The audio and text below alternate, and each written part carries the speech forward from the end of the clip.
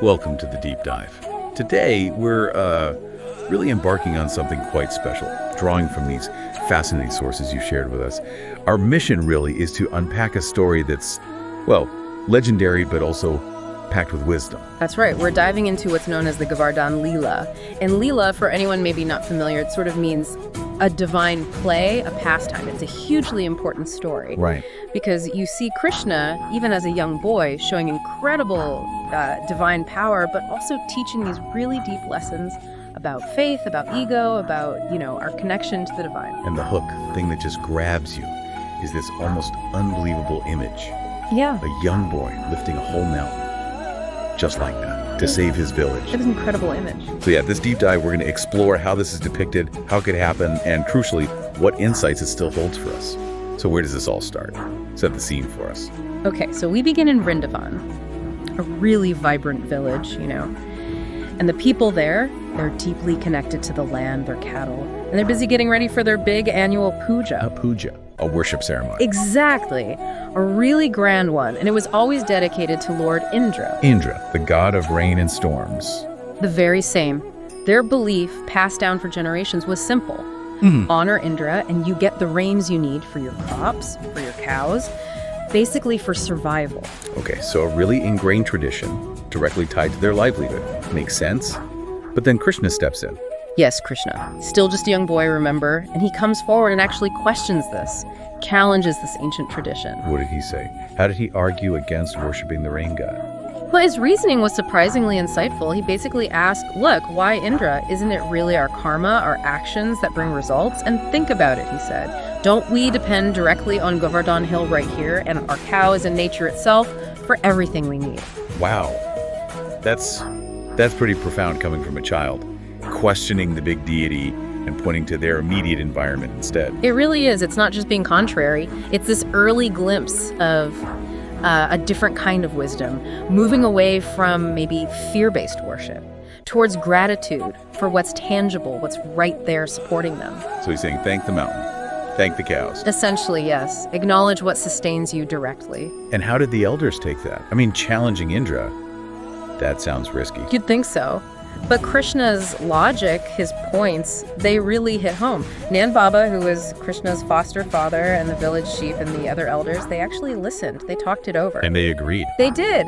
They decided, maybe quite bravely, to skip the Indra Puja that year. Just skip it. Yeah, and instead, they decided to offer their thanks, their prayers, their reverence directly to Govardhan Mountain and to their cows. That's a huge shift. Yeah. So Lord Indra, how did he react to being, snubbed? Yeah, snubbed is putting it mildly. The sources say his ego was seriously bruised. I mean, imagine being disregarded like that, and all because of some little cowherd boy, as he saw it. It was just an intolerable insult to him. Uh-oh. I sense trouble brewing. What happened next? Indra's reaction was immediate and terrifying. He decided to teach Vrindavan a lesson. How? He unleashed the full force of his power, a horrendous storm. We're talking dark, menacing clouds rolling in, nonstop crashing thunder, and just torrential rain day after day. Oh. It just didn't stop. The village started to flood, homes were being swamped, cattle were scattering in panic, trying to find higher ground. There was nowhere safe to go. Pure panic, you can imagine. It sounds absolutely devastating, like their world was ending. Utterly hopeless, yes. And it's right then, in that moment of peak despair, that we get this iconic, miraculous event. The mountain lifting. Yes, Krishna just calmly steps forward and lifts the entire Govardhan Hill. The entire hill. The whole thing. And the texts often emphasize this detail. He did it effortlessly, lifting it on the little finger of his left hand. Just his little finger. Just the little finger, holding it up high like a vast umbrella, sheltering the entire village beneath it. The scale of that is just mind-boggling. It really is. And picture this. Everyone, men, women, children, all their animals too, they all huddled together under the mountain, safe and dry while the storm raged outside. And Krishna. Krishna just stood there, completely calm, maybe even smiling slightly, holding this massive mountain for 7 straight days and nights, as if it weighed absolutely nothing. 7 days. It wasn't just a quick fix then. Not at all. It was sustained protection. And it wasn't just about physical safety, you see. It was about showing them where their true refuge was, instilling this incredible sense of security. Which leads us to the message, right? Yeah. This wasn't just raw power on display. It had a purpose beyond the immediate miracle. Exactly. It wasn't about showing off. Krishna's act carried this profound, clear message for everyone sheltering there, and for Indra watching, too. And what was that core message? It was essentially this.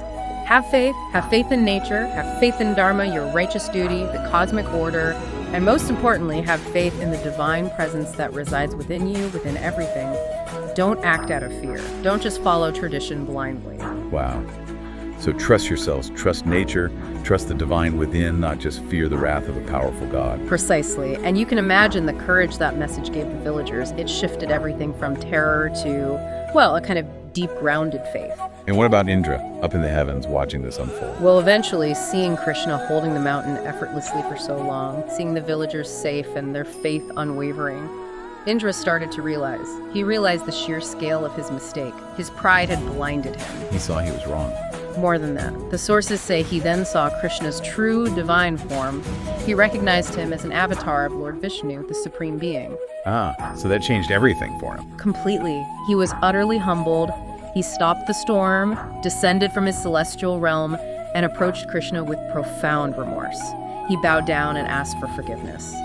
So the confrontation ends with Indra's humility. Yes. And this whole episode, this Leela, it's so much more than just a cool miracle story. You know, when you unpack it, it's this incredible exploration of big themes. Like what?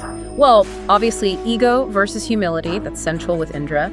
But also, it's about questioning blind tradition versus using reason and inner conviction.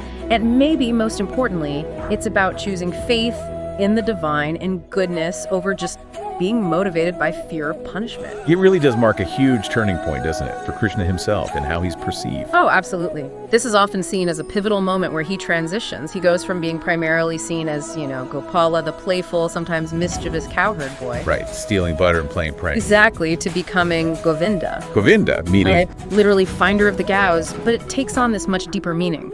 Protector of the people, protector of the cows, and the one who lifted Govardhan Mountain.